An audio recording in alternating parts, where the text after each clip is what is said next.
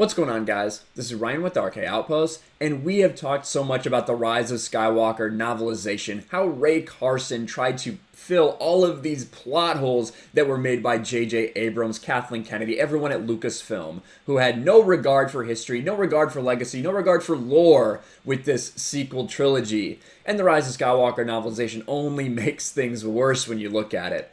But one thing I didn't necessarily expect them to go back to was to keep on trying to explain something from The Force Awakens that everyone has been critical of since The Force Awakens. So let's get into it right here. This article, Star Wars confirms why Rey beat Kylo Ren in Force Awakens. Literally years later, you are still using this other material to try to explain away why Rey was able to beat Kylo. And the reason this has to happen is because so many people still don't buy it. That's the problem.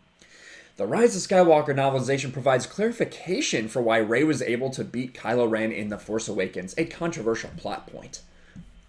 Star Wars Rise of Skywalker novelization officially clears up why Rey was able to beat Kylo Ren during their lightsaber duel on Starkiller Base. At the time of The Force Awakens release, some viewers took issue with the fact that Rey, a scavenger who had received no Jedi training up to that point, was able to best Kylo Ren, descendant of the legendary Skywalker bloodline and former apprentice of Luke Skywalker, in combat. This was at the peak of the Rey is a Mary Sue discourse, as Force Awakens drew criticism for how Rey was portrayed.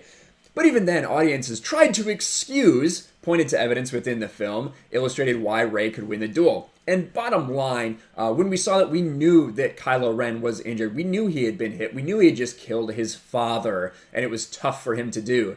That being said, he should have wiped the absolute floor with Rey and Finn. There is no excusing that. That's part of the problem with this. And you can try to explain it away all you want, but it doesn't make sense. And even in Disney's own canon, you know, they tried to tell us, well, listen, he wasn't fully trained. He never completed his training. He wasn't some extra, he wasn't some super powerful Jedi Knight or anything. But the problem is this Rise of Kylo Ren comic book that's coming out right now that shows exactly how powerful all the Jedi apprentices, all of the Knights of Ren that Kylo Ren is able to take out and destroy with ease. That really goes and shows you what his power level really is. So they're contradicting themselves. He never really decides to use the Force in this battle. He should have wiped the floor with this girl with no training and with this stormtrooper with no training. But he didn't. Let's see what they say, though. Rey and Kylo's fight comes late in the third act after Kylo had murdered Han Solo and been shot by a vengeful Chewbacca. That combination meant Kylo was physically weakened and emotionally compromised when he dueled Rey, meaning he was far from full strength. Because of that, some fans did not have problems with what transpired. And now, nearly 5 years after the film debut, Lucasfilm has gone ahead and definitively put the matter to rest.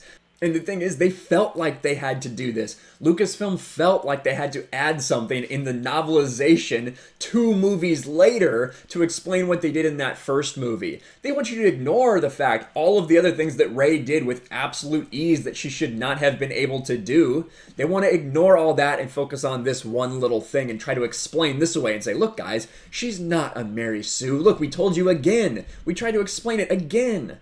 We don't buy it. The Rise of Skywalker novelization by Ray Carson includes an extra scene where Kylo Ren interrogates and imprisons Chewie. This was seen in the concept art leaks. The beginning of the passage reveals Kylo blames his Force Awakens injury for his humiliating loss. Here's the quote from the Rise of Skywalker novelization. "I have not forgotten that you shot me," Kylo said. The wound had resulted in a defeat at Rey's hands. Had he been in top fighting form, the scavenger never would have gotten the best of him. It's worth pointing out this section of the novel is told from Kylo's perspective, meaning that in his mind, he would have bested her at Starkiller had he not been hurt. Still, it's nevertheless interesting the book even touches on this subject, as if the story group felt it was more important to address the old Force Awakens complaint. Exactly, that is very true. That is telling. That tells you how many people don't buy this excuse. And you can use the same one again and again. You can even put it in the Rise of Skywalker novel. Doesn't mean people will believe it. Again, this can all be inferred in the movie.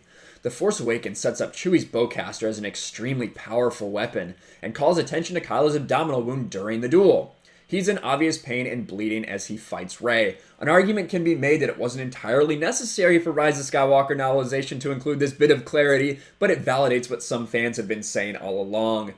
The book indicates Kylo would have won The Force Awakens under different circumstances. What it confirms is the fact that Lucasfilm knows that people still don't buy this excuse.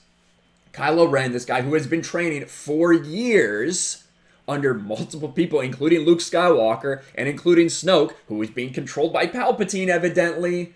And then you have this scavenger who doesn't know anything about fighting, anything about lightsaber combat, anything about the Force, and she is able to defeat him. Shouldn't happen. I don't care if his arm's chopped off. It shouldn't happen. And that's the problem. They wanted her to beat him like that. They wanted her to do everything perfectly in this movie. They wanted her to show up and impress Han Solo. Everything was given to her and she was able to do everything. We all can see that and we all understand that. And now they're just trying to do everything they can, even in books in the future, to go back and revisit the past just to try to make these excuses. But I don't buy it personally. I don't know how many people will. I've heard that excuse plenty, and like I said, it's just not believable to me. Kylo Ren is too well trained and too experienced. I know he was injured. He was definitely hurt very badly. Shouldn't have mattered. He should have taken the Force and snapped her neck. Should have taken the Force and snapped Finn's neck. Shouldn't have been an issue. It should not have gone on that long. But he doesn't.